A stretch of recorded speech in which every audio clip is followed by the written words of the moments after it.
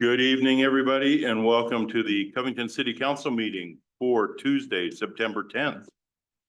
In compliance with state law, City Council special and regular meetings are being held in a hybrid format with in-person, telephonic, and virtual options for public viewing and participation. With that, we will call this meeting to order, and I just wanted to let everybody know that Councilmember Beth Porter is joining us remotely tonight. If we can please call the roll. Councilmember Soltis. I am here. Councilmember Porter. Here. Councilmember Hartsock. Here. Councilmember Harjehausen. I am present. Councilmember Samomo. Here.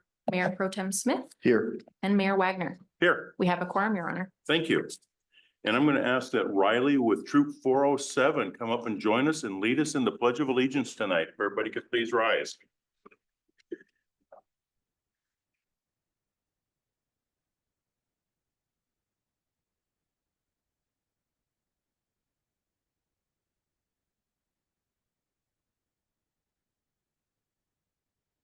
I pledge Allegiance to the flag of the United States of America and to the republic for which it stands, one nation, under God, indivisible, with liberty and justice for all.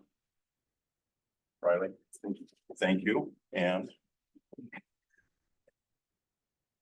pick it up. Thank you. Thank you very much. Thank you.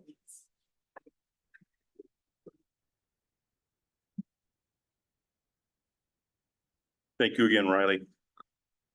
Next up is approval of the agenda. Do we have any changes tonight, Regan? No changes, Mayor, other than we'll need to be a little bit flexible on Councilmember Dunn's presentation tonight. Great, thank you. Is there a motion to approve the agenda as posted? So moved. Second. Been moved and seconded to approve the agenda. All those in favor state aye. Aye. Any opposed? The agenda has been approved. Let's move into, so Reagan Dunn is going to be giving us a state of the county presentation when he arrives. He's coming from Seattle right now. So if council could please join me in front of the dais for some proclamations.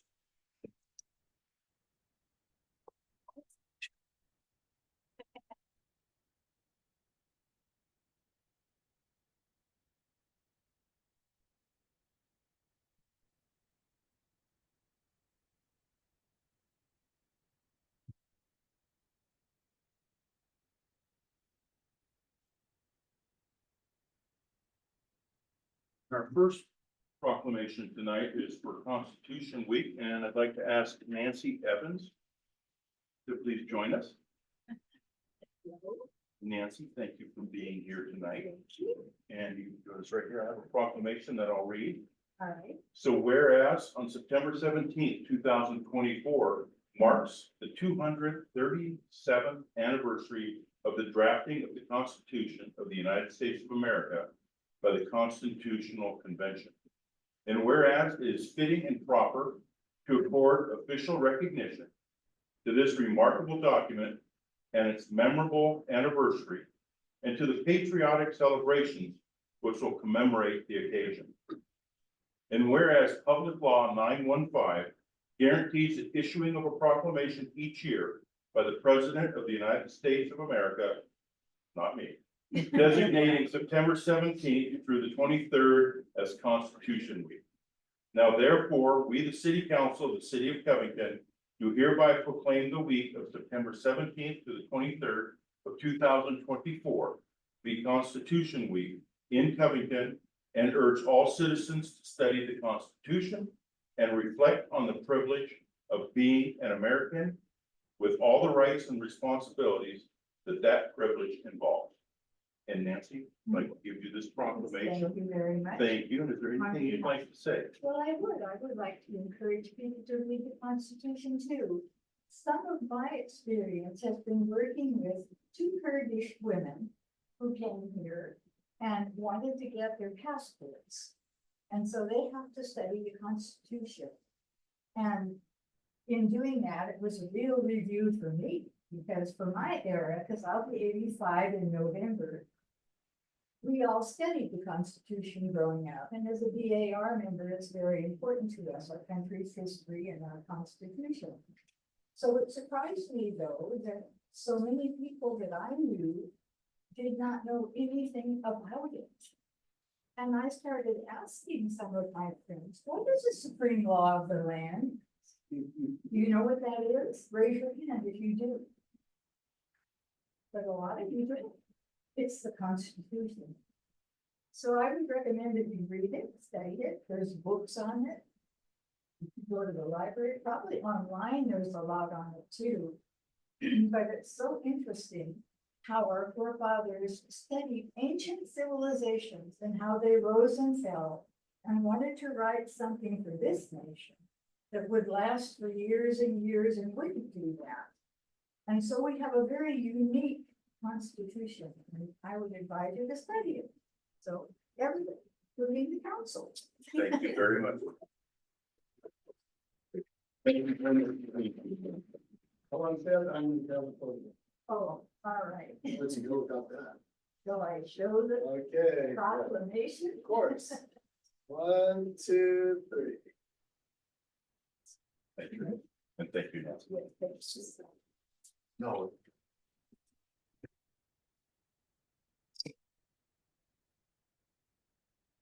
Next, we have a proclamation for the Mayor's Day of Concern. I'd like to invite Stephanie and anybody from the storehouse who would like to join us up here.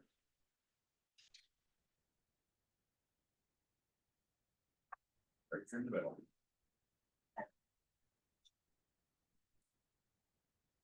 And Stephanie is our, well, you're not been there a while, but she's our newest executive director of the Storehouse Covington Food Bank.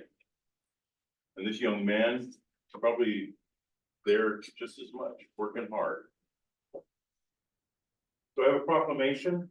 Whereas the city of Covington recognizes the importance of adequate nutrition as a basic human right for our residents and neighbors. And whereas the city of Covington supports our local food bank, which provide necessities to improve the quality of life of individuals and families facing food insecurity, to help them to thrive and to prevent health issues associated with the lack of proper nourishment. And whereas our food banks, working with the city of Covington, local churches, community groups, and volunteers, distribute food to thousands of Covington residents annually. And whereas to bring awareness to the issue of food insecurity in our community, the Emergency Feeding Program coordinates the annual Mayor's Day of Concern on the 3rd Saturday in September each year. Now therefore, we, the City Council of the City of Covington, do hereby proclaim Saturday, September 21st of 2024 as Mayor's Day of Concern for the hungry in the City of Covington, and strongly urge all residents to donate food or funds to our local food bank, the Storehouse, to nourish those who are hungry. And we will be at the Safeway and potentially other places in Covington on that Saturday at 9 a.m. or 9:30? 9:30 until 3:30. Extended. I will be there all day, no matter what's going on. So Stephanie, I'd like to give you this proclamation, and if there's anything that you would like to say. Well, I just want to tell you, this last month, we've had record numbers of people coming in and record numbers of food coming in. We are, and we just, the community, we have a lot of volunteers, over 100 volunteers. And I would just appreciate anybody that wants to volunteer, please go to our website, ask our, where to get involved, and just put there and let's volunteer together. Thank you very much, Stephanie. Oh, no, I will give you more. Oh, it's if you got your. 1, 2, 3. See you on Saturday. Well, all, A couple of Saturdays. most of us will. Yeah, I'll All send you, sorry. 27. Yep. All right, thank you. Get eager. Yeah, exactly. That's okay. I'll have one you can join me out there. Yeah, we do it several times a year. So it's more like biannual, triennial, it happens a lot. Next up, we have a proclamation for frontal temporal degeneration. And I'd like to ask Christy Ackerman, did I get that right? You can join us, and if there's anybody else you'd like to join with us? Okay. Thank you for being here.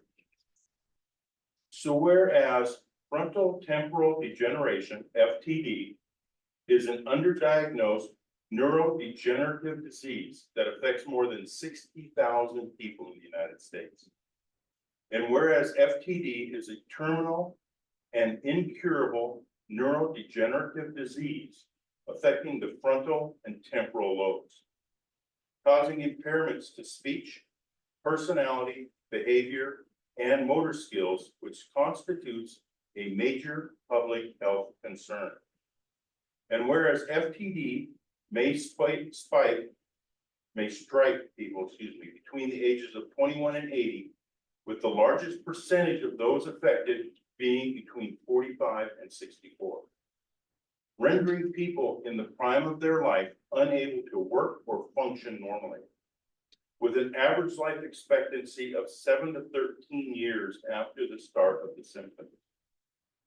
And whereas it is critical that there be greater awareness of this serious disease, and more must be done to increase activity at the local, state, and national levels. Now, therefore, we, the City Council of the City of Covington, do hereby proclaim the week of September 22nd through the 29th of 2024 as Frontotemporal Degeneration Awareness Week in the City of Covington, and urge all residents to familiarize themselves with the symptoms and impact of FTD and help bring greater awareness, advocacy, and support to people suffering from this disease. I'd like to present you with this proclamation. Thank you. Is there anything you'd like to say? Frontotemporal dementia and frontotemporal degeneration is a rare disease that is different than Alzheimer's in that it does impact people in that prime time of their life, and more research does need to be done. My husband passed away a year and a half ago from this disease, and more research needs to be done so people don't have the impact that our family has had. Well, thank you very Thank much you. for being I here. appreciate it. And thanks for bringing us to our attention. Thank you.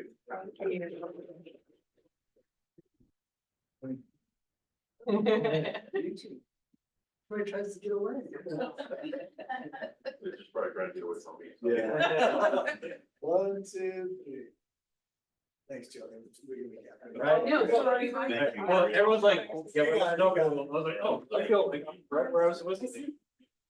Oh, did you? I didn't hear.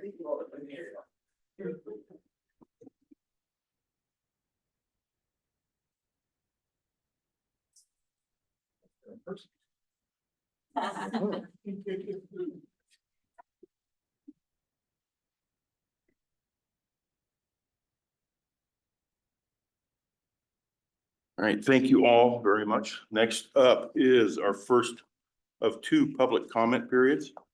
Speakers will state their name, organization, and whether they are a Covington resident. Comments are directed to the City Council, not the audience or staff. Comments are to be related to city business. Comments are not intended for conversation or debate and are limited to 4 minutes per speaker. Thank you, Joe. For attendees participating by Zoom, click the raise hand button. For attendees participating by phone, dial *9 to raise your hand. Once the city grants permission to speak, press unmute in Zoom or dial *6 to unmute by phone. Notice campaigning for any ballot measure or candidate at City Hall or during City Council meetings, including public comment, is prohibited by state law RCW 42.178.555. And with that, I don't see anybody that has signed up to speak. Is there anybody in the audience wishing to address council at this time? And is there anybody online wishing to address council? Please raise your hand. Seeing nobody step to the podium or raise their hand, we will conclude this public comment period. There will be a second opportunity towards the end of our meeting tonight. Next is approval of the consent agenda consisting of items C1 through C7. Is there a motion to approve? So moved. Second. Been moved and seconded. All those in favor state aye. Aye. Any Aye. opposed? The consent agenda has been approved. Next up, new business item number 1. Consider an ordinance amending chapter 12.125 of the Covington Municipal Code, authorizing an additional 0.2%, which equates to 0.2% for the Transportation Benefit District Sales and Use Tax. Regan. Thank you, Mr. Mayor. As the council knows, on August sixth, Covington voters approved Proposition 1, which represented an effort by the city of Covington to fund transportation improvement projects. The Proposition 1 authorized an additional sales and use tax of 0.2% with a promise to repeal the $20 vehicle license fee. On August 13th, the city council repealed the vehicle license fee contingent upon the certification of the election. Then on August 20th, King County certified Proposition 1. This proposed ordinance will implement that new tax that the voters approved. Revenues from the tax increase are estimated to be just over $1.3 million per year. And the tax would become effective on January 1st, 2025. I'm happy to address any questions if you have them. Does council have any questions tonight? All right, before us is the potential to pass an ordinance amending chapter 12.125 of the Covington Municipal Code authorizing a 0.2% sales and use tax for transportation purposes within the city's Transportation Benefit District. Is there a motion to approve? So moved. Second. It's been moved and seconded. Christina, would you like to speak to your motion? Sure. I know I've spoken to this before and at the last council meeting, but I'm really excited that our residents allowed us to do what we did and to give back in a way that we in the best way that we planned. And this is the right decision. It's the right decision for us. It's the right decisions for our streets. And I'm really glad we get to repeal the car tabs and do it before we start collecting as we promised. So I'm just really proud of everyone and all the efforts that everyone put into this. Thank you. Thanks, Christina. Debbie, would you like to speak to your second? Yes, thank you.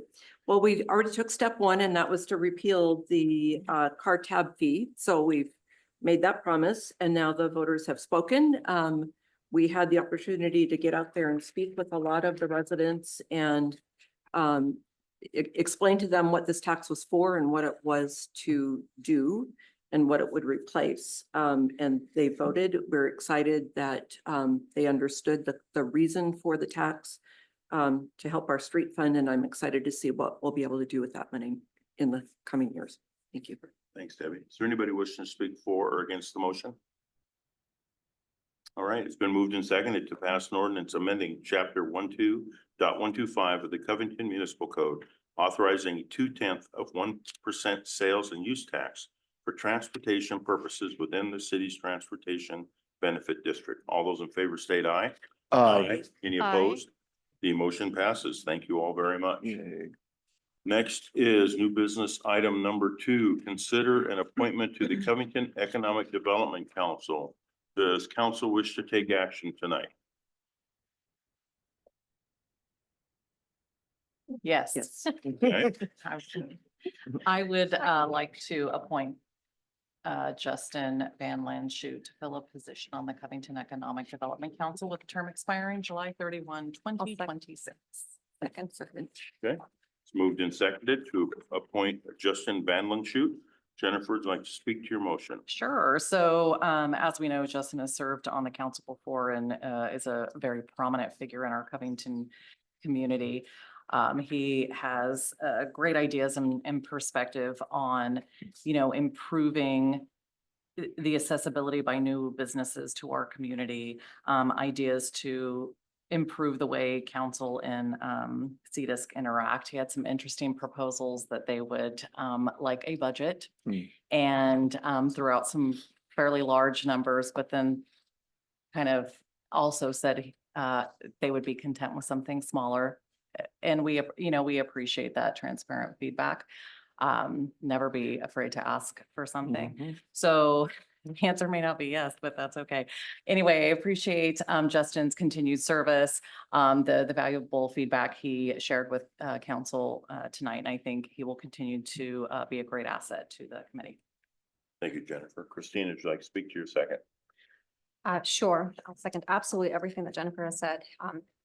Justin has a wealth of knowledge and a plethora of ideas and ways that we can improve Covington, and they are all at least from what I've heard, great and practical and applicable. And I'm just really excited to see what he brings into Covington in the future. Thanks, Christina. Is there anybody else wishing to speak for or against the motion? All right, it's been moved and seconded to appoint Justin Van Lanschut to fill a position on the Covington Economic Development Council with a term expiring July 31st, 2026. All those in favor state aye. Aye. Any opposed? The motion passes. Congratulations, Justin. New business item number 3. I'll try and slow down. I speak too fast. No. Consider an appointment to the Equity, Cultural, and Social Justice Commission. We have 2 potential positions to fill tonight. Does council wish to take action? Yes. Okay.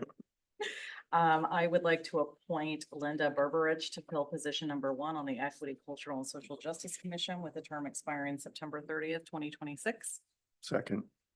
It's been moved and seconded to appoint Linda Berberich to position number 1. Jennifer, would you like to speak to your motion? Yes, overall, Linda provided outstanding responses to our questions. A couple that stuck out to me to highlight would be her, recommendation on, how to best address diversity, equity, and inclusion challenges in Covington was outreach. And something that she said really stuck with me as we struggle to find members to fill this committee is don't wait for folks to come to us.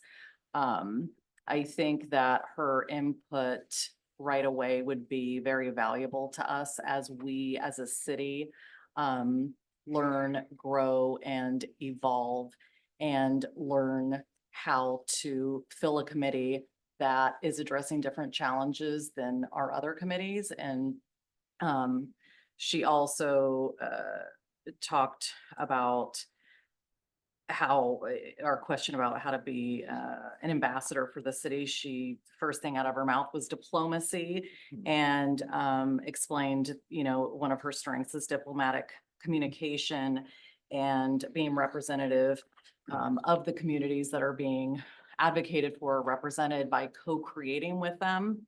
I think that those things stood out to me the most. I'm sure others picked up on other things, but those would fill some gaps that we see in our existing committee. Thank you, Jennifer. Sean, would you like to speak to your second? Yeah, thank you, Mr. Mayor.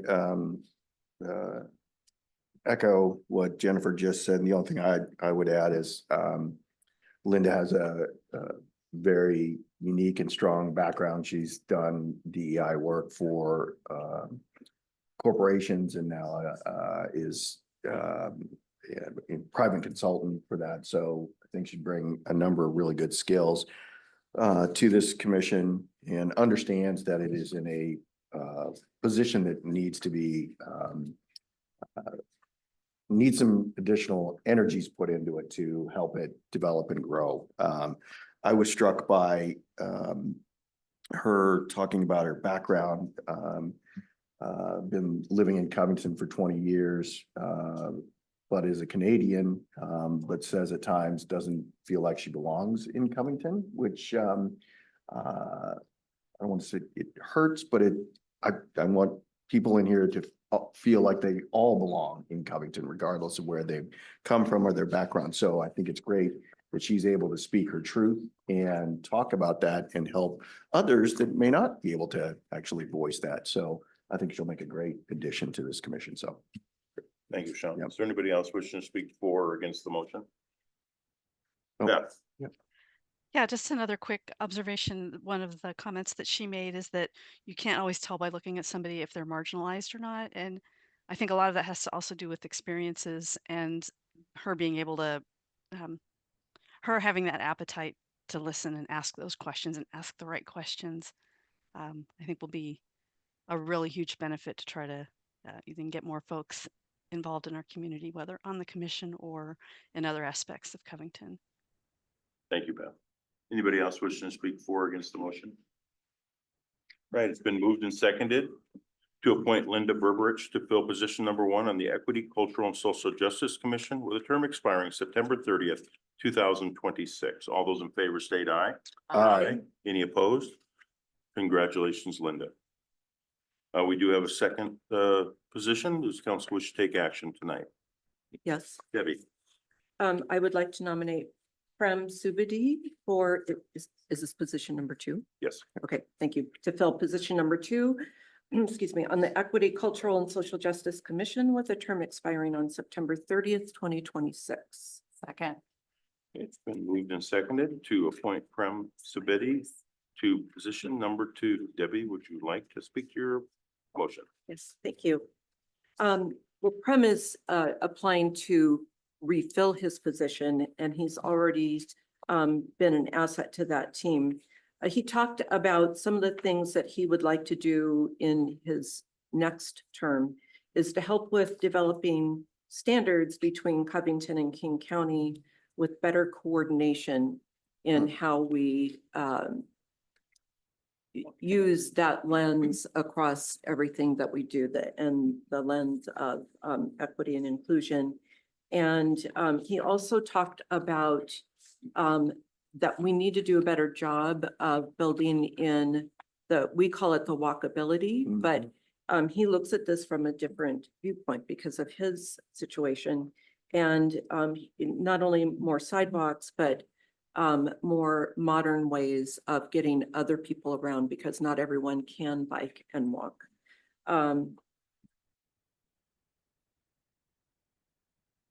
He wants to continue to look at data and help to direct the city in how we invest in our community activities that include for all, not just families, and not just those that are able to play sports, but in terms of being able to contribute to the community for all.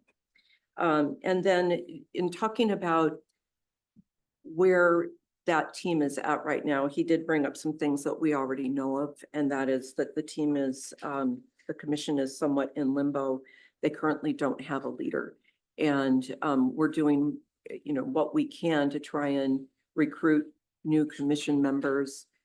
So we should fill 2 new positions, 1 new position and 1 refill tonight. But he brought up the point that we can't continue without more people. So I'm glad that he brought that to our attention. I mean, we knew that, but it was good to hear that in transparency from one of the commissioners. Thank you, Debbie. Jennifer, would you like to speak to your second? Yes, and to tag on to that, it's interesting to hear from a commission member that has essentially stuck it out, right? And it is there and wanting to do the work. And I think we really need to look at how we're doing that outreach and as the other candidate said, not just wait for people to come to us. I think Debbie covered just about everything. The only other aspect to maybe highlight was that he seemed pretty proud of the work that the commission had done with planning to have that opportunity to give their perspective from the Equity Commission to make a better community for Covington. And you can sense his passion and purpose on this commission. And, it fills my heart, even though it shrinks. This is a necessary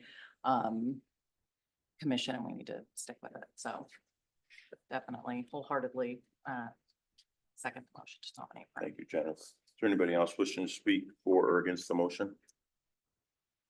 I just wanted to say that, like what Jennifer and Debbie both said, Prem has been on it for a couple of years, 3 years now, and he's been steady.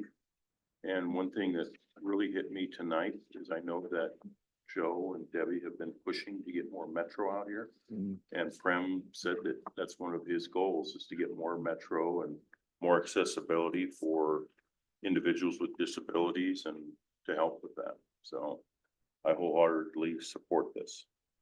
So it's been moved and seconded to appoint Prem Subedi to fill position number 2 on the Equity, Cultural, and Social Justice Commission with a term expiring September 30th of 2026. All those in favor state aye. Aye. Aye. Any opposed? The motion passes, and congratulations, Prem. And with that, that concludes all of our business tonight. We do have King County Council Member Reagan Dunn here to give us a state of the county presentation. Reagan, I want to say thank you for traveling all the way from Seattle to make it out here. And you made it out here in record time, so. Well, It's about how long it took me to get here today. Well, Chief Eastbrook, I might have broken a few laws. Okay. We told them to a state station while you were driving. Thank you very much. My wife was driving. Should have escorted. Y'all know Ashley, Yep. my wife, incredible wife. Okay, great. Thanks to see everybody here as always. Mayor, city council, senior staff, fellow citizens, folks, fellow residents of Covington. Great to be here. Reagan Dunn. I serve on the King County Council. It's my privilege to represent this area, 9 cities on King County Council, not quite 300,000 people. I have a PowerPoint, I think. Do we have that? Yep. Oh, my goodness, look at that. And there is a clicker just to your left Oh, man. on the shelf there. I'm a low-tech man in a high-tech world here. Let's see what I can do. All right. Let's click. Button to the right. Do we tell them? Which way? Wait. My wife's gonna help me.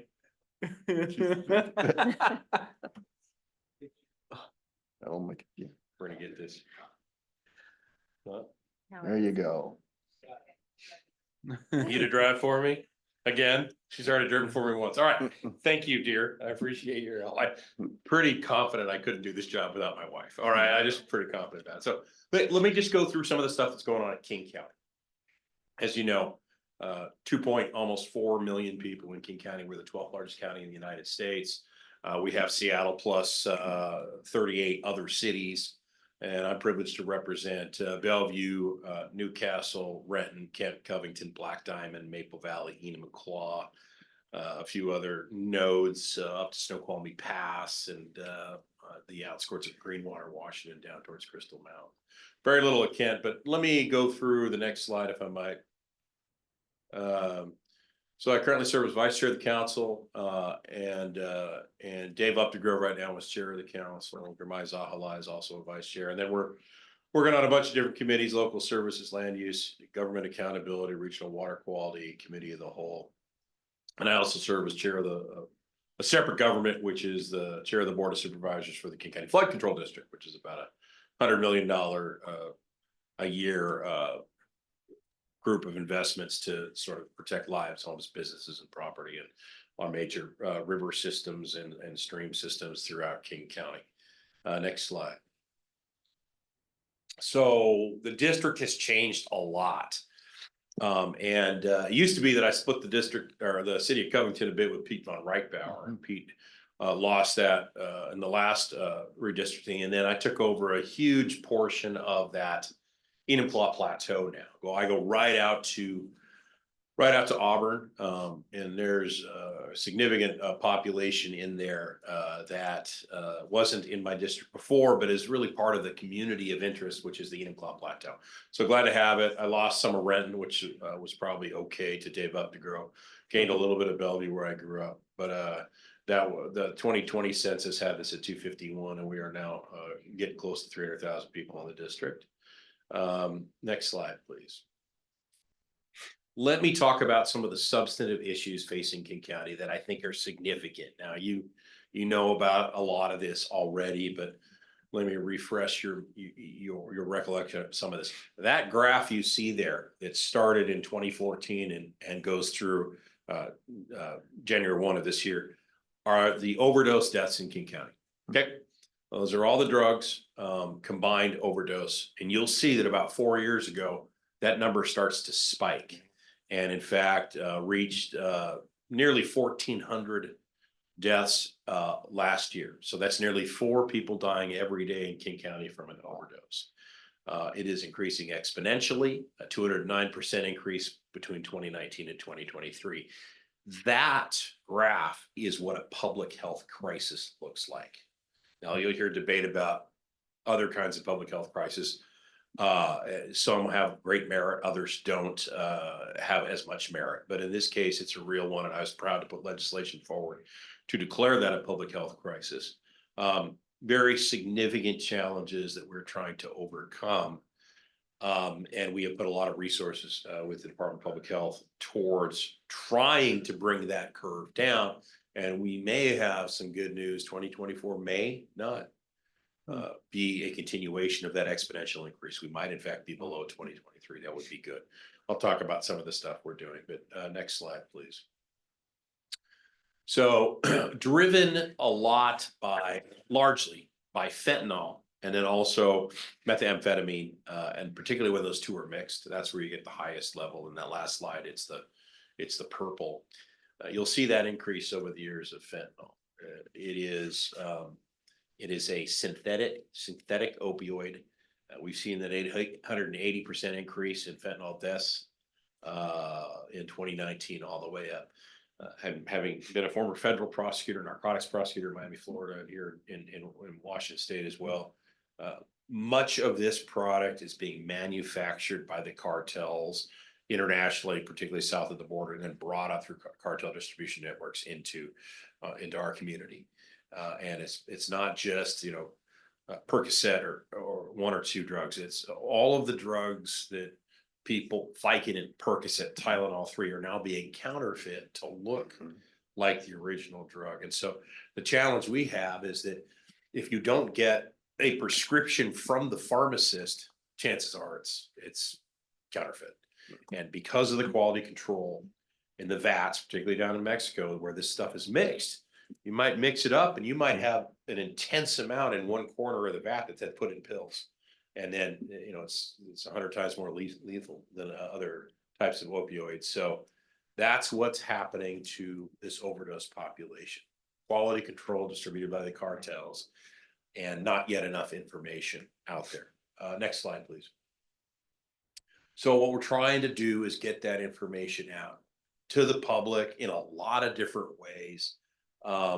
In a lot of different subjects. I started now 4 years ago, a conference on substance use disorders. This issue close to my heart. I'm in recovery. I don't drink anymore. We're bringing everybody together. We had many hundreds of people at the last couple of conferences, which is really important, talking about how we address a collaborative, bipartisan, community-driven approach to try and reduce this.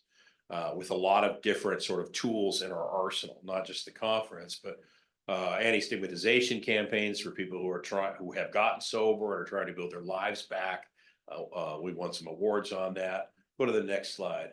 The Laced and Lethal campaign, which maybe will come up in another slide, I don't think, but trying to let young people know that it only takes one pill to take a life, and to think very carefully about what that means if you got one of the bad pills out there. And that's, we're seeing that happen. It's happened here.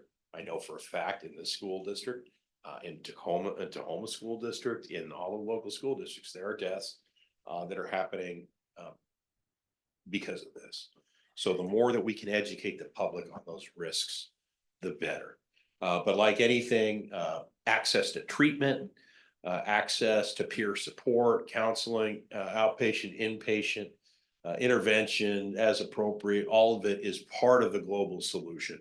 And maybe the biggest one is the 5 crisis care center levies that the voters passed recently. It will set up 5 nodes throughout the county that will help triage people who need help. And I think that will be great. It's expensive, but I think it will yield dividends downstream in terms of problems avoided and costs avoided downstream. Next slide. Shifting a little bit from drug addiction and overdose to violent crime. I don't like showing these slides. And as you know, I've kind of been law and order as a former prosecutor and critical of many of King County's sort of global approaches on decriminalization. But one of the, in my opinion, one of the problems with some of those policies is that you have recidivism, you have a lack of intensity and incarceration, holding people accountable, particularly youth. and you're seeing an increase in crime in many categories across the board. That may not be true in the city of Covington, but countywide, we're seeing that, particularly among juveniles. So you look at the homicides and murders, it spiked 73% since 2019. Firearms violence has gone up substantially. And it, unfortunately, it affects communities of color in a disproportionate way. And it's a real problem. We need to get it under control. And I hope we will. Next slide. Another related issue is, as the pandemic paralyzed this community for a couple of years, and as we couldn't have in court hearings, couldn't have the trials, and things were mobile, the Superior Court got way behind. So you'll see pre-pandemic, we were exactly where we needed to be in terms of processing cases in a timely manner. And then we got way behind. King County Superior Court got way behind. I was able to successfully get some additional, quite a bit of, a couple of different times, additional funding for the court system. And so maybe we're seeing those trend lines turn around just a little bit, but we got a long ways to go. And you know, our murder, homicide rates are way up, open cases, burglary, child abuse, vehicle theft. It's unacceptable. We've got to get back there, and it's going to take a Herculean effort.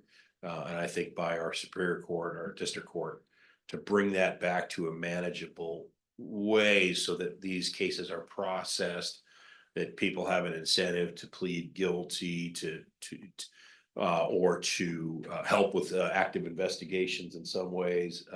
If there's a threat of incarceration that requires them to cooperate, or a threat of federal prosecution in some cases with tougher sentences. So we got a ways to go on the court system, although I think I might be seeing data coming in the right direction. We shall see. I'll be watching it closely on behalf of all of you. Next slide. This is related to the King County Sheriff's Office. And so this is a complex issue. It's an emotionally driven issue. You may not agree with everything I say here. So just, hear me out, give me the flexibility. This is a perspective I've developed.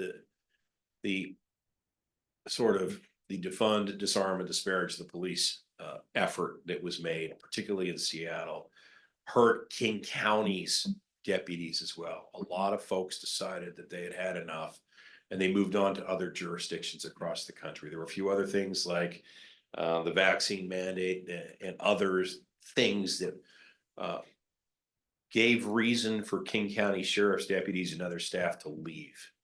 And so what we ended up with was a dramatic, at the peak, there were 114 vacancies of commissioned deputies. And that's a significant portion of the 781 authorized FTEs. It wasn't because we defunded the positions. We funded the positions. We couldn't keep them there. They didn't want to stay. But the good news is Patty Cole Tyndall, there was some other stuff I won't get into. Patty Cole Tyndall came on, took over the job, and has been working very diligently to fully staff the sheriff's office. And this goes to contract cities, right? It's really important to have a full arsenal of individuals who can help. And so we are down now to 62 commission vacancies. And I think Patty might have said 59 the other day. We're not that far away from where there's always a few vacancies. That's the way it goes, but we're getting there. We're getting there. And I'm proud of her for the work she's done. We don't agree on everything, she and I, but I'm grateful for the work that she's done. And I think we're getting there, and we'll continue to get there in terms of hiring or retention. But I will tell you, all those, incentives to hire new deputies cost a lot of money. It would have been better if we hadn't gone down that path at first. And here's why. Look, you can improve an institution. You can fully fund our criminal justice system and reform it at the same time. You don't have to defund it and somehow burn it all down and improve it, right? We should have kept funding. We should have kept hiring, and then slowly made the improvements that were necessary within the system of law enforcement. Had we done that, we would have had this massive bubble. But we don't. We'll have to deal with it, and we'll continue to fix it. Next slide, please. There in Maple Valley, a lot of investments are being made. In addition, things you won't maybe read in the newspaper, helicopters, park ranger programs, ongoing funding for body cams and other patrols in a lot of different areas, civil unit. So we're continuing to make investments as necessary. Next slide, please. Juvenile Detention Center, this was a disaster here the last few months. So Executive Constantine decided that he wanted to close the juvenile jail by next year, like 5 months, and push that narrative for the last several years. Well, what happened was the jail guards there said, wait, my job's over in 6 months, 8 months, 10 months. Why am I staying here? I should start looking for work and moving up. So they did that. And then we were hemorrhaging and we weren't able to provide the services that were necessary there. And then some in the downtown Seattle political crowd decided to say, look how poorly the jail's operating. That's exactly why we should close it. Okay.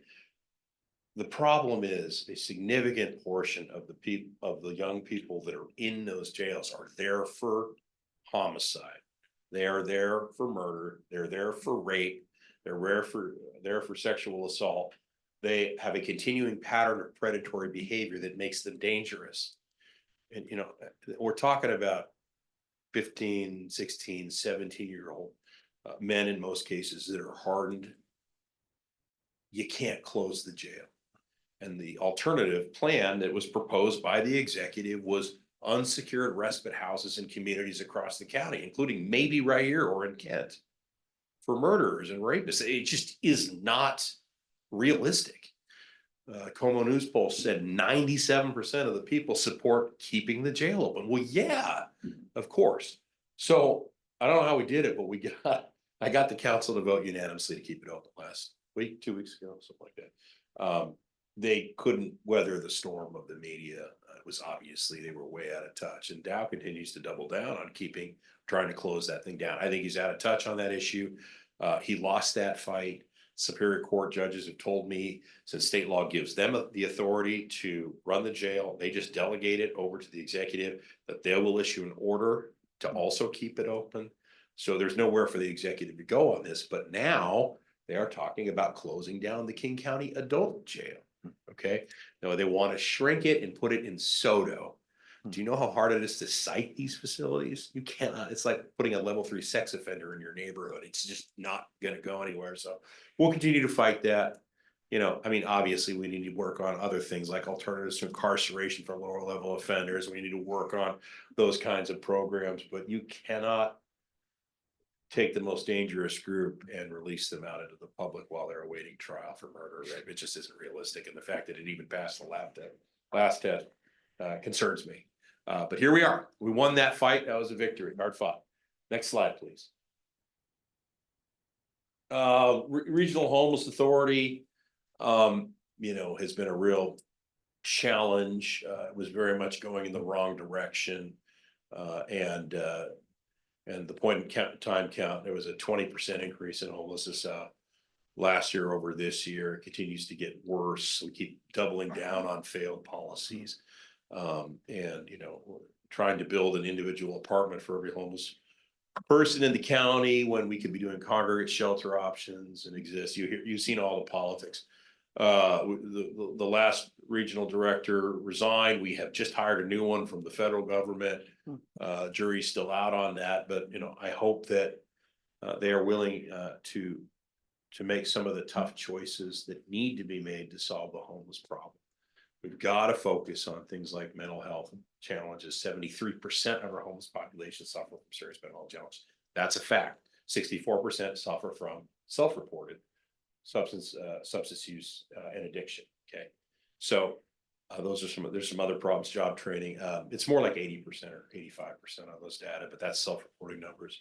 Until we really address those underlying causes of homelessness, we're not going to get to a solution, in my opinion. And then with respect to housing, which is a really important part of this as well, we got to be willing to do congregate shelter and not just build everybody an individual apartment at a cost of many hundreds of thousands of dollars per unit, in my opinion.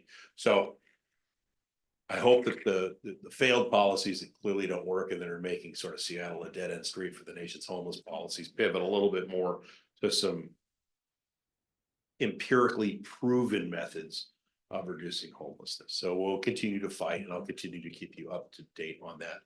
Next slide. Just quickly, unlawful detainer cases. This is a huge problem with evictions and folks sort of taking advantage of the eviction moratorium that existed and some other challenges. But we are increasing the court's ability to process unlawful detainer cases and also assistance in various forms. Some folks have learned how to game the system and take advantage of the public money. And the problem with that is when they game the system and abuse the process, the person that really needs it, like the single mom who lost her job and a few months behind in rent, that's where we need to put the money. That's what those programs are for. Not for folks who are, for example, in Bellevue renting a $2 million home and have a continuing pattern of fraudulently renting these, and then they get bailed out to $88,000 by one of these nonprofits. We need to be much more thoughtful in that approach. Next slide, please. Veterans Human Services Levy, that passed heavily, doing a lot of good work for veterans and seniors and other services there. I think it's a good, solid safety net program. Next slide, please. King County budget. Okay, so we're in a budget year this year now. Normally we do biennial budgeting, so one budget for every 2 years, but because of the county charter shift, where council members will do 3-year terms and the exec will do a 3-year term, and then everybody will go back to 4-year terms. We're going to do a single year budget, but there are some, significant challenges with revenue. There's a big one coming up that you should watch out for, Harbor View, which would be a property tax countywide, include every property owner. That is going to be controversial and something you should pay attention to and have to decide. I'd like to hear from you, either individual, perhaps as a body, on where you come down on that, because I'll have to vote. It doesn't go to the voters. It's a councilmanic decision. So the 9 of us decide whether there's going to be that tax. Okay. Good for thought. Next slide. Cumberland Mine Site, probably hear a little bit about that, right? Mm-hmm. Just a little. Okay, so good news on this front. I don't think it's been announced publicly, but I have been told by the agency head that I've been requesting a full environmental impact statement. Okay. And that's going to happen. They're going to announce that a full environmental impact statement must be conducted before operations of the mine. So that means a whole bunch more public process. It won't be a mitigated determination of significance. So all citizens can have input on, for example, how it's going to affect the roads, lighting, noise, dust, all the things that are important. And it'll be very well studied. And I'm glad that's happening. The council has no input. That site's been zoned for years. So we're not being asked to change the zoning. They already have the zoning they need to operate. The question is, will they get a permit? Well, they can't get a permit until they go through a full year or 2 environmental impact statement. That's a significant victory for those who are concerned about the size and scale of that site. So put that on your radar screen. We should hear the announcement within days or weeks on that. So as for planning purposes, no, that's going to be taking a while. Next slide. Look at Mayor Wagner. Look at that.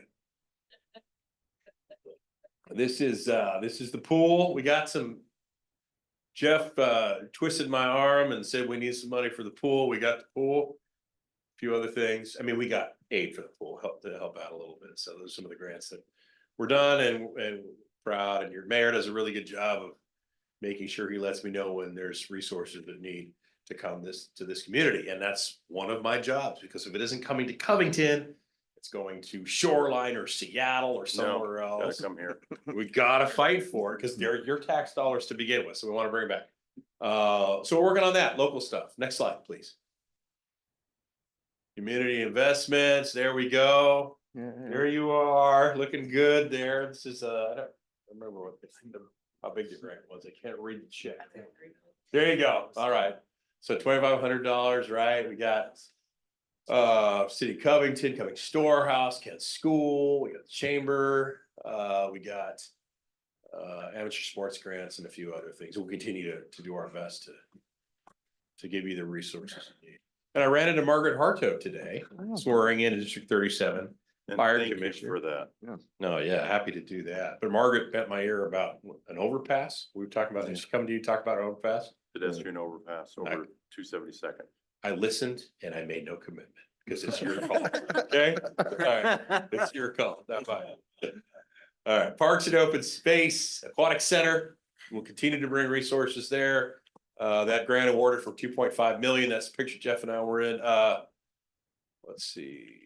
We're gonna need another 89,000, Regan? 89 million. Million. Million. Yeah. 89. Yeah. You need 89 million? Just Yeah. a zero. Well, that's a big order. Yeah. Okay, it's an election year. Sure, I'll get it for you. Just kidding. Shoreline doesn't need it. That's all right. You can name it the Reagan. Oh, Center no. Aquatic I'm Center. actually not running this year. I can just say that. I'm not running this. We're good. Right, Yeah. sorry, yeah, right. It's been a long day. I apologize. But we will continue to work for the priorities of the city as best we can. Sioux Creek Trail improvement, the bridge down there, it's beautiful. I love that. I love it down there. It's a great vision of the city. Next slide. Oh, there it is. Questions, but it's been a real privilege to continue to represent City Covington and this sort of quadrant of the county. And I'd be happy to entertain any questions or comments or concerns or how I can do my job better. First off, it's an honor to have you represent us. Thank you for all that you do for not just Covington, but for everybody else in District 9. And thank you for keeping a solid voice on the King County Council. I know that's difficult, but thank you for all that you do. Thanks. Okay. Thanks, Mayor. Appreciate Does that. anybody have any questions for Reagan? Oh, Sean? Councilmember Dunn, good to see you again. Likewise. Thanks for coming down here. We appreciate it. Can you give us an update on where the council is on the battery energy storage rules and Yeah, so expect next? Sarah Perry is chairing the local service committee, which does land use planning from Incorporated. We're gonna be hearing her motion. We've actually heard it. We're gonna likely vote on it at a meeting September 24th. So, coming up here in 2 weeks. So, and that proposed ordinance is going to adopt, if it passes, regulations on the storage systems in unincorporated King County, but right up against, as you know, your city limits. I have a number of substantive concerns with the way that legislation is drafted, and I can go down. I have a long talking point on all the stuff that it does. Perhaps we'll just leave these notes with you to look at, but I worry that it's too industry friendly. It doesn't do enough to protect neighborhoods, safety, setbacks, lighting, sound, the possibility of spontaneous fires. Don't like it jammed right up. 100-foot buffers concern me. All that, it's not big enough. So I'm not sure it's going to have my support at the end of the day. Okay. That's probably an understatement. But you never know. We're still in committee. We're still going to beat it around, and I'm not willing to, just tell the energy guys that I'm with them wholesale. We need to protect the citizens. So we'll watch it closely. Obviously continue to be interested in your position. Well, aware of the moratorium they put in place. It's a really good, I think, move to let things calm down until you can figure out how best to handle those. On the other side, we're going to be seeing more electrification. We're going to need battery storages somewhere. The question is, do you need them in your backyard, right up against schools, parks and stuff, right? So I'm sensitive to it. Thank you. Yeah, good. Keep the pressure on. Okay. Anything else? No. Anybody else have any questions for Reagan? Well, thank you again for making the trek out here. Yeah. Really appreciate it. It's always a pleasure hearing from you, and thank you again for all that you do for us down there at the county council. County council. Yep. It's guerrilla tactics. We do what we can. Thanks. Appreciate the chance Yep. to continue to represent you. You All bet. right. Thank you. Thanks for having me. You bet. Have a great evening. Yeah, you too.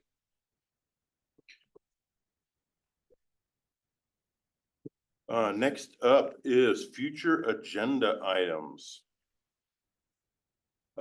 Looking at a future agenda item, I would like to bring up The Kent School District is doing a tech levy. And we've been asked for our support or not support, but to discuss it. So I would like to see if there's council consensus to bring this back at a future council meeting where we can discuss whether we would like to vote to approve it or not. Okay, we have consensus to do that. Can you repeat what that is we're bringing back? I So bringing, apologize. I'm sorry, bringing back a discussion for support of us, of the Covington City Council, if Oh, the we, Kent School District. of the Kent Yeah. School District tech levy Okay. for the November election. Okay. And I know we'll have to have the public hearing so we can have pros and cons for that discussion. Does council have anything else they'd like to see on a future agenda? All right, and looking at that, our next meeting is on Tuesday, September 24th. We have a joint study session with the Arts Commission starting at 6, potential interviews prior to that, and then council meeting at 7 o'clock. With that, we'll move into council staff comments. We'll start with Adam. Thank you, Mr. Mayor and Council. Just wanted to give a shout out to our Parks and Rec department here, who did a great job with all of the many events that we attended as the police, but I know they put on many more. So we had a great time handing out fun free items for people, but a lot of great events. So we really enjoyed it. Thank you. Great. Thank you. Ethan. I'll just ditto what Adam said. Parks and Rec events were great this summer. I give all the kudos to the staff team and help from the other departments as well. So that's all I have tonight. Thank you. Thanks, Ethan. Don. Is Don on? See, There it is. Oh, there it is. Mayor and Council, just wanted to give you a little bit of update on our Kangley 516 project. Initially, the contractor had hoped to have all the barrels picked up at the end of last week. They had a couple of things they still needed to do this week, but the update as of today is that the rest of those barrels should be picked up and opened up to traffic Friday. So hopefully that everything gets done that needs to get done. Obviously they'll be coming back and planting, doing the landscaping and stuff later. So there'll be some intermittent lane closures probably in October when that gets going, but that's kind of the status of the rest of that project. Are we going to be doing a ribbon cutting for that project?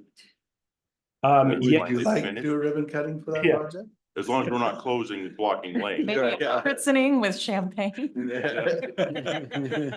That's up to council if we want to do that. Okay, I think we should. yeah. We'll let Don and Okay, staff. yeah, we'll run with something. Okay. Sounds And good. Going back to Ethan, are we going to be doing a ribbon cutting for Founder's Park at some time also?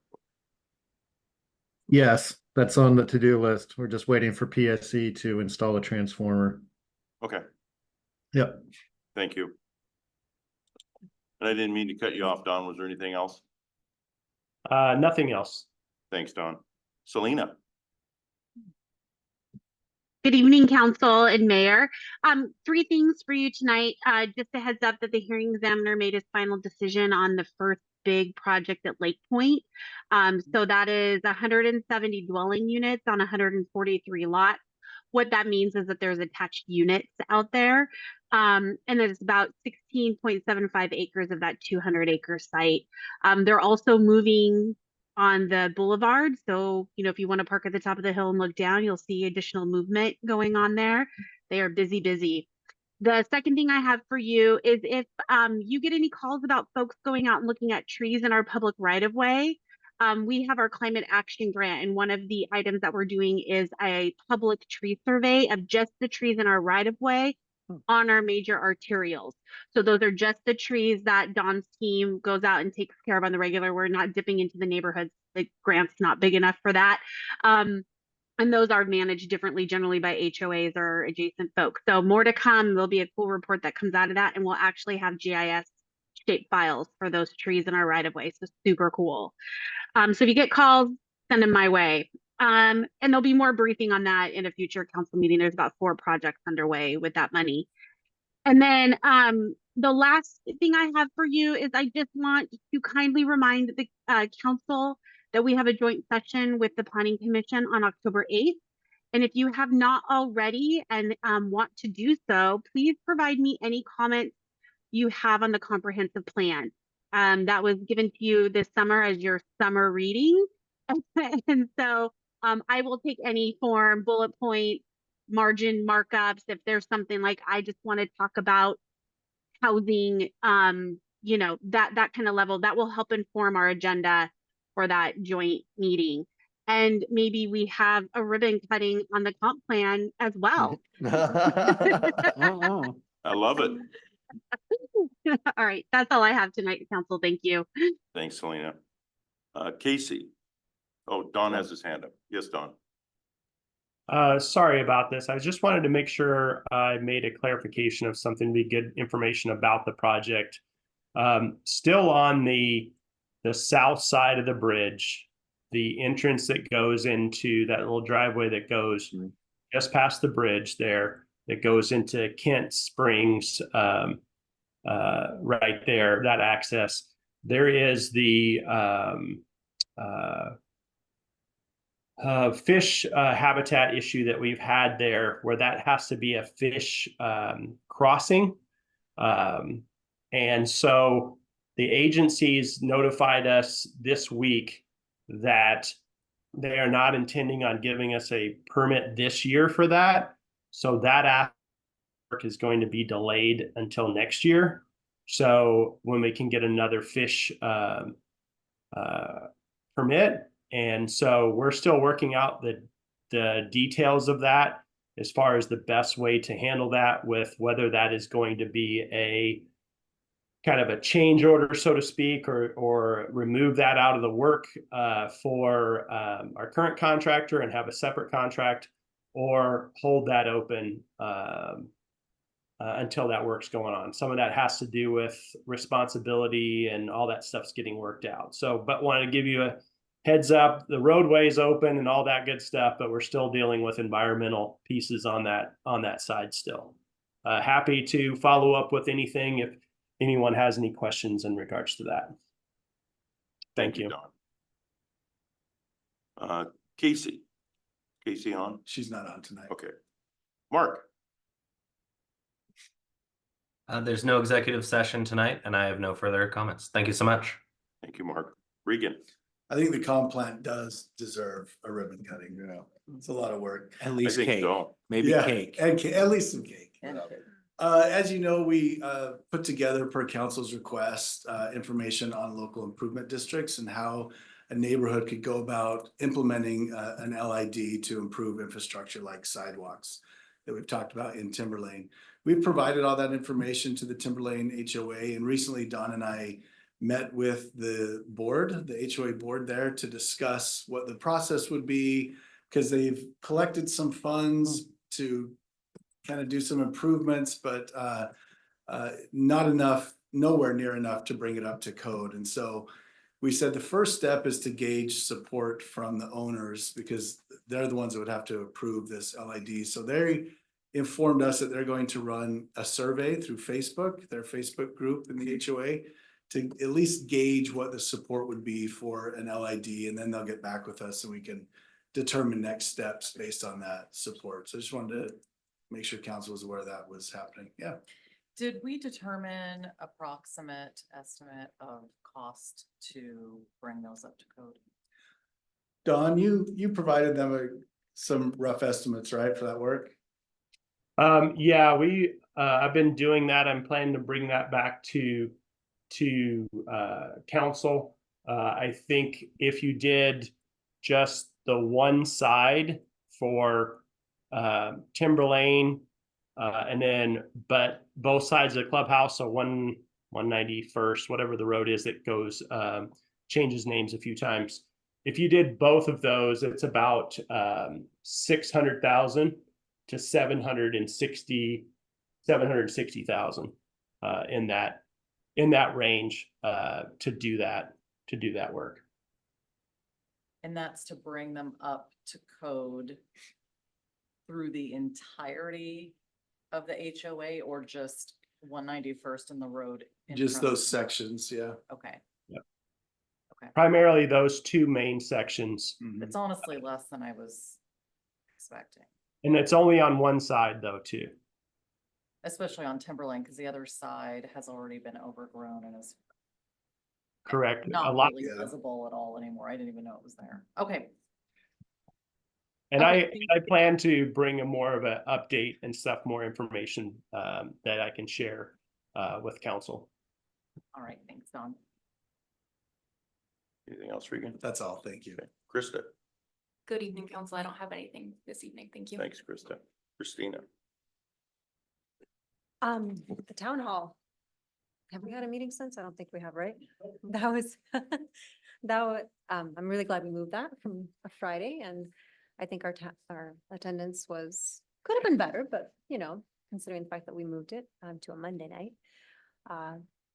I thought it was a great time. We had a good turnout, and yeah, glad we did it then. School has started and caught me off guard, those school zones, you guys. Slammed on my brakes though, I didn't violate anything.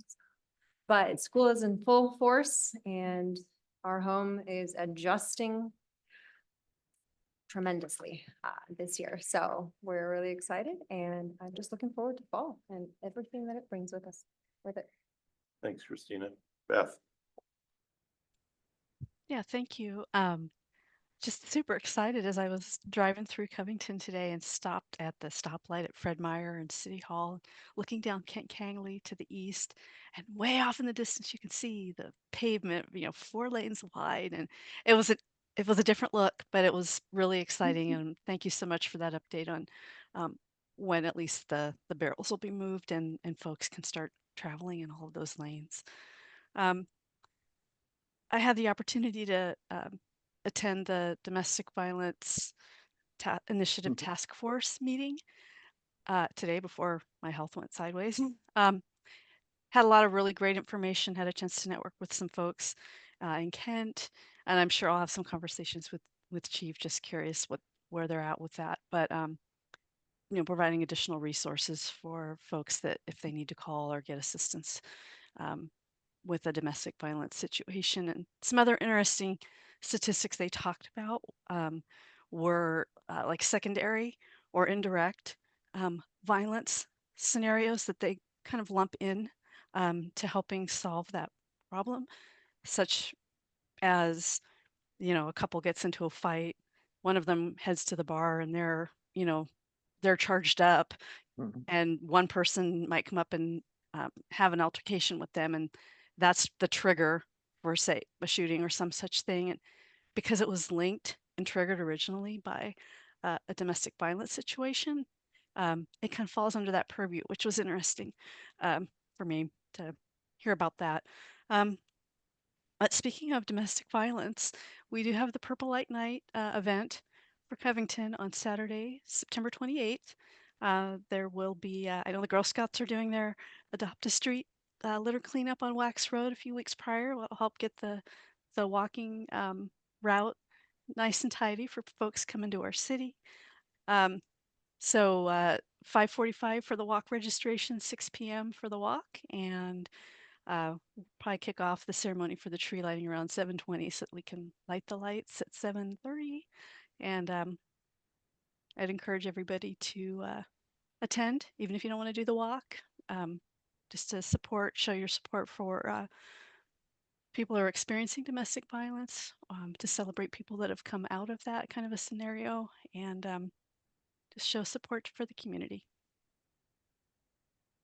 Thank you, Beth. That's it. Sean? Thank you, Mr. Mayor. There was no RFA meeting last week. So basically that's all I got. Great. Thanks. Thanks, Sean. Debbie? Thank you. Well, I wanted to thank Mayor Wagner for doing another Mayor's Day of Concern. I know that the storehouse always appreciates that and we enjoy helping. And it's always great to see how much the residents of Covington really care about other residents. So thank you for that. Also, this Thursday night at 5:30, the Chamber of Commerce is hosting a candidate forum at RLC. So they had that, I believe, 2 years ago. I don't think you had to pre-register to go to that. So this Thursday, yes. No, it's this Thursday. It's the 23rd? Is it the Monday the 23rd? 23rd? That's what I have. Oh, I apologize. Maybe I That's have it okay. down wrong. Okay, I'll look at my calendar. Maybe I have it wrong when I hand this off. So 2 weeks ago, Chief Easterbrook and I attended kind of a two-part session with Congresswoman Kim Schreier. The first part was to meet with our police department. Council members were invited. And the Fred Meyer, it wasn't just their loss prevention department, but it was their organized retail theft coordinated team. So there were several people there that were kind of on a district level. And they were talking about, the problem that they're seeing all over. It isn't just Covington, but also in that meeting was the King County Prosecutor's Office. So there were 4 people from their office there. And, it was just kind of a roundtable talking about, trends and what everyone's seeing, what they hope to do better. And I'll talk about that in a second. But everyone around that table gave major kudos to Chief Easterbrook for the work that he and our police department do, and just said that they're great partners, that Chief is always feeding them good information, always follows through and follows up quickly. And then we ended that session and came right back over to City Hall, where there was supposed to be a press conference. Well, the press, we were running a little bit behind, so they went ahead and left. But there was a press announcement anyway, and it was filmed, and I've got a copy of that. I went back and listened to a couple of points that the Congresswoman made, but she is co-sponsoring HR Bill 895. And that bill had some really interesting tidbits in it. First of all, it'll expand the federal enforcement related to organized retail theft and retail crime. Often when merchandise is stolen, it goes across state lines. And when it does, and under this new bill, it would allow the prosecutors to charge under the federal money laundering laws. There would be more fines, longer sentencing. So those would all really help to serve, getting this, getting people off the streets. I shared that on Facebook, whenever the city posts that we just had emphasis patrol and X number of thousands of dollars were caught. Our residents often write in there, yes, but they'll be right back on the streets tomorrow. And the prosecutors talked about, that their hands are tied in some cases, that they're understaffed, and that the laws, while they're changing, the laws have not helped them. But this bill will help them a lot. The other nice thing is that the bill would provide regional police support in the tune of $4 million in the 8th district alone. So that's money that would be, I don't know how many different unique departments there are within the 8th district, but that's money that would go to our police departments. So those are things I think for us to watch on what happens with that bill. I can share a copy of the bill. If anyone would like to read it, I'll share it with Krista, and she can share it out with the rest of the group. I've also got some pictures that I took that day. I'll send all that information to Carla in case she'd like to post anything. That's all I had. Thanks, Debbie. Jennifer. Just to echo what Christina was talking about the town hall, it was great. I was attacking residents and asking them what they like and don't like about Covington. We did get praise for Facebook communication. I heard that from some people, events in the park. I got some feedback about kind of feeling safe in our parks, which I found interesting. Showing up at, just different parts of the day and there being people there hanging out, sleeping, doing things in their car that, you know, they probably shouldn't be. So it's always great to get out and hear our residents' perspective and see what they're seeing. You know, we can't be everywhere all the time. Our police can't be everywhere all the time, but it's good to hear the feedback, whether we want to hear it or, you know, it's not all great. And also some concerns about, the walking route to school over by, Crestwood. So, not anything that we're not necessarily aware of, but I think important that, you know, we share with each other and city staff to keep it high on our priority list. Fall soccer has started. My family has been participating in Covington youth soccer since it, I guess, it came out of it was rebirthed, you know, it went away for, quite a few years and was run by CCS. But anyway, it's always, that's kind of a start of fall routine. And so we're in the swing of all that fun and great to be out at CCP again. I will not be at the food drive. I will be at a bridal shower in California. So I'm sorry to miss it because it's always fun, especially my favorite shift is with Mayor because he's really into it. Not that the rest of you aren't great. And then I'm really excited about the movie on the lawn. I am registered to go to see Hocus Pocus at our new drive-in. I must say, great idea, great movie selection. You'll get me out with kids and snacks in my car. Like I think, you know, I'm all into parades and wholesome town activities. And that's what a great idea. Whoever came up with that, I'm impressed. So yeah, awesome. I will say that sold out in an hour. Wow. Yeah, so I'm glad I signed up. I saw the flyer in the KSD email in the peach jar flyers. And I signed up because I was a little worried. It said only 100. yeah, we did it for 100 spots. I think we're gonna create some lawn space for people to put blankets and stuff. And so we'll have walk-ins that day. So anyway, it should be a lot of fun. I agree. Yeah. Hocus Pocus, drive-in. Yeah, it's such a good idea. I hope it goes well so that's something we can continue. I'm a huge fan of drive-ins. Yeah. Cool. Thanks, Jennifer. Joe? So all of my meetings for the RTC until November have been canceled and I haven't been given a reason why. I just know that Chair Mosqueda has canceled them and trying to figure out what the role of the vice chair is then. If she's not going to be there, I can host a meeting apparently, but apparently not. So I still don't know why we don't have a meeting this month or next, but I will be trying to find out. So there's that. We do have PIC tomorrow and I am very thankful. Christina has said she will make it work that she can go for me tomorrow because some of you know I had a pipe burst in my house last month and insurance is finally coming to take a look at it tomorrow.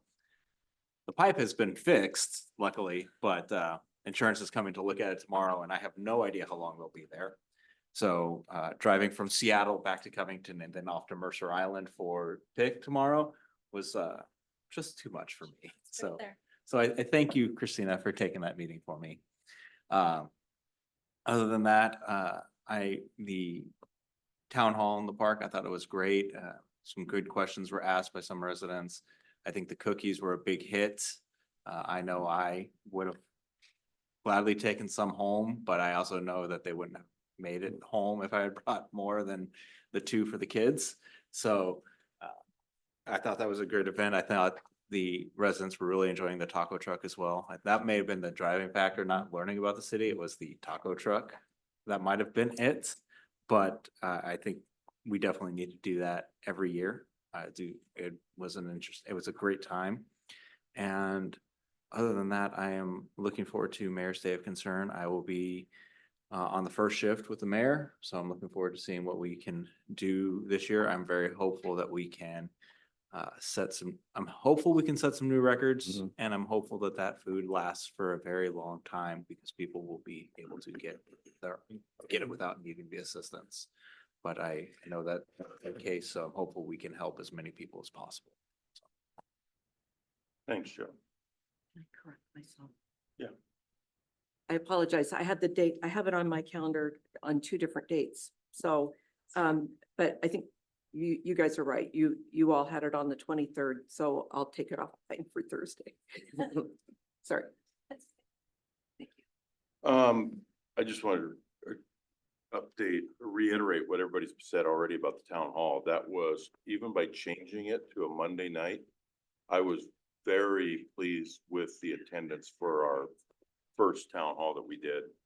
The questions that were asked, I was starting to hand out cookies and I got pulled every which way, so I loved it. I think we need to do it every year. And I think it's going to be outstanding. And even seeing people show up for the movie right afterwards on a Monday night, it's spectacular. I met with all the mayors of South King County today. And we had several items of discussion: public safety, homelessness issues within our cities, and about continuing to have our meetings to update on what best practices everybody's using. And I'll share those with Regan and Adam on some of the things that I'm sure you guys already know what other cities are doing. But and then we started talking about future items coming up next year for King County. So we'll see what happens with where that may go with after the elections. And I think that is all I've got. So we will move into our second opportunity for public comment. Speakers will state their name, organization, and whether they are a Covington resident. Comments are directed to City Council, not the audience or staff. Comments should be related to city business. Comments are not intended for conversation or debate and are limited to 4 minutes per speaker. For attendees participating by Zoom, click the raise hand button. For attendees participating by phone, dial *9 to raise your hand. Once the city grants permission to speak, please unmute in Zoom or dial *6 to unmute by phone. Is there anybody in the audience wishing to address council this evening? And there's nobody online, so this meeting is adjourned at 8:27.